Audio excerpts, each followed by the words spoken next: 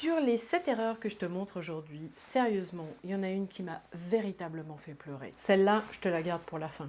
Mais sérieusement, j'espère que tu ne la feras jamais. Alors, on en fait tous des erreurs, c'est même comme ça qu'on apprend. J'échappe pas à la règle, hein. Même si ça fait des années que j'utilise Procreate, moi aussi j'en fais encore. Mais les 7 que je vais te montrer aujourd'hui, je pense que tu peux quand même les éviter. Première erreur à ne pas commettre, ce serait de fusionner les calques. Parce que, admettons que tu veuilles, je sais pas, appliquer un effet sur l'ensemble de ton illustration. Procreate, à l'inverse de Photoshop qui permet de le faire, Procreate ne permet pas de le faire. Donc il faudrait que j'aille dans mes calques. Ici, tu vois, j'ai l'option fusionner avec le calque inférieur, combiner avec le groupe inférieur. Moi, je veux éviter ça parce que je veux garder tous mes calques et mes groupes intacts. Sinon, il faudrait que j'applique un effet sur chacun des calques ou que je fusionne tous mes groupes et que je le fasse sur chacun des groupes, ce serait extrêmement compliqué. Donc il y a une autre solution beaucoup plus simple qui consiste à aller ici dans la clé à molette, de copier la toile. Et une fois que la toile est copiée, avec 3 doigts, je fais glisser mon petit menu et je vais ici la coller. Et voilà, maintenant j'ai gardé toute l'intégralité de mes calques et de mes groupes, mais j'ai créé une image qui est une copie de toute l'illustration. Et à partir de là, je peux aller faire ce que je veux et appliquer l'effet que je veux et puis aller chercher n'importe quel autre ajustement ici et je pourrais le faire sans avoir touché à mon illustration qui est en dessous. Tu finis ton illustration, tu es super fier et quand tu l'agrandis, voire que tu l'imprimes, bah, tu te rends compte que c'est flou. Et là, la déception est franchement concrète. Alors, Procreate, c'est une application qui fonctionne avec des pixels. C'est vrai que même si tu agrandis à un moment donné, même avec une très bonne résolution, tu finis par avoir les pixels.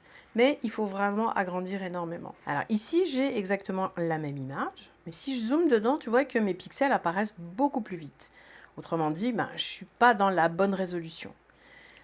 Qu'est-ce qui s'est passé? Tout simplement, si je vais ici dans la clé à molette et que je vais dans la toile et que je vais sur l'information sur la toile, dans les dimensions, je me rends compte en fait que mon image est trop petite. Tu vois, 120 mm par 157 mm, c'est insuffisant, même si je suis à 300 dpi, mon image est trop petite, je ne peux pas l'agrandir. Alors, j'ai une solution possible qui serait de recadrer et redimensionner, d'aller dans les réglages et de rééchantillonner la toile et de lui redonner les bonnes tailles. Ok, parce que ça, c'est vraiment sa taille d'origine. Mais là, ce qui va se passer, c'est que Procreate va inventer des pixels puisque je lui demande d'agrandir ma toile. Et lui, il n'agrandit pas les pixels, il agrandit le nombre de pixels. Donc, il les invente. Et qu'est-ce qu'il va faire? Il va inventer des pixels qui vont faire que tout ça devient totalement flou. Donc la grosse erreur à éviter, c'est de démarrer avec un fichier trop petit. Et donc la bonne chose à faire quand tu vas créer ta toile, c'est tout simplement de lui donner la bonne dimension. Donc ici, je vais en millimètres.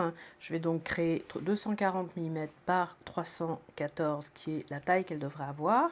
Donc tu vois, je suis toujours à 300 dpi et je suis passée de je ne sais plus combien de centaines de calques à 95, ce qui indique que je suis bien évidemment en meilleure résolution et ça fait descendre mon maximum de calques. Voilà, et donc là, je suis dans la bonne dimension.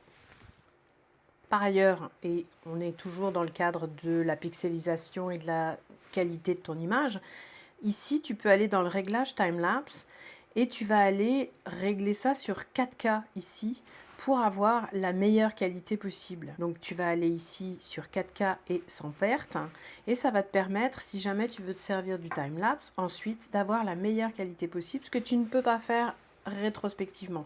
Donc si jamais tu veux utiliser ton timelapse, pense à aller dans les réglages et à le mettre sur 4K et sans perte pour avoir évidemment la meilleure qualité possible.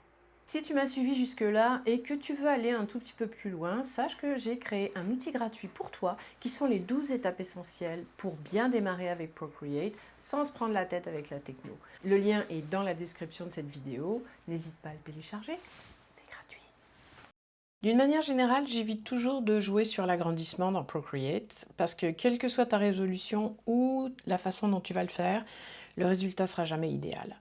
Mais parfois, tu n'as pas le choix.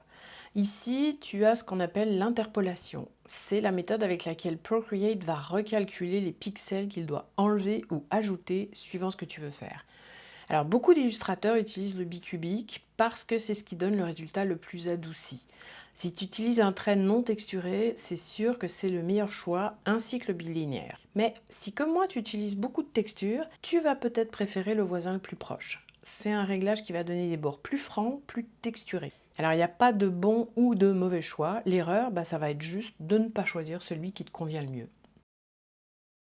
L'erreur suivante concerne le remplissage automatique. Donc tu as dessiné une belle petite fleur, tu t'es servi de la symétrie pour faire en sorte qu'elle soit vraiment bien parfaite. Et là, tu décides de remplir les pétales et tu te dis « Oups, il y a quelque chose que j'ai raté et ça ne fonctionne pas ». Alors en fait, tu n'as pas raté grand-chose, c'est juste qu'il faut vérifier tout simplement que tes traits sont bien fermés. Ici, le trait est ouvert, donc je vais le fermer comme ceci. Et là, tu vas voir que ma forme se remplit parfaitement. Mais il y a encore un petit souci. Tu vois ici la petite ligne blanche qui est là, elle est un petit peu agaçante et elle arrive souvent avec quand ton trait est texturé au départ. Donc en fait, ce que tu vas faire, c'est que tu vas remplir ta forme, mais là tu gardes ton stylet enfoncé et tu vas bouger le seuil jusqu'à ce que ça remplisse vraiment au mieux ta forme. Puis bon, ça va garder un petit aspect texturé, c'est pas plus mal. Mais à partir de là, tu vas pouvoir continuer le remplissage et faire ce que tu veux avec ta fleur.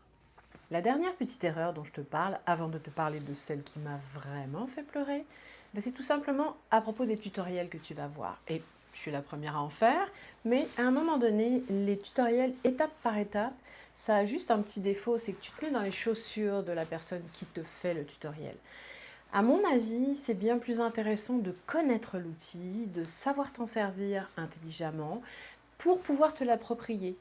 Et c'est ce que je fais exactement dans ma formation complète, Procreate en toute confiance, l'atelier créatif, dans lequel tu vas pouvoir effectivement apprendre les étapes et ensuite te les approprier pour pouvoir en faire ce que tu veux, développer ton style, créer ton portfolio et tout ce qui a trait avec l'illustration, bien évidemment. On en arrive à la dernière erreur, celle qui m'a tellement fait pleurer. Surtout, et c'est très très important, ne jamais, jamais, jamais désinstaller Procreate pour le réinstaller. Tu vas tout perdre. Toutes les images qui sont dans la galerie, tous tes pinceaux, tous tes réglages, tout. Alors, fais des backups en format Procreate, même si tu sais que tu les ouvriras pas sur ton ordinateur. Fais des backups en Photoshop si tu l'as, en format PSD. Fais des backups en JPEG, mais fais des backups et surtout, surtout, ne désinstalle pas Procreate. Ça, c'était vraiment mon conseil le plus important et l'erreur à ne jamais commettre. Je l'ai fait, j'ai tout perdu. J'avais moins de dessins que ça à l'époque, forcément, mais j'ai pleuré ma vie. Alors j'espère que cette vidéo t'a plu. Si c'est le cas, n'hésite pas à mettre un pouce, à la partager. Si ce n'est pas déjà fait, abonne-toi. Puis moi, je te retrouve la semaine prochaine pour d'autres vidéos. Allez, à bientôt!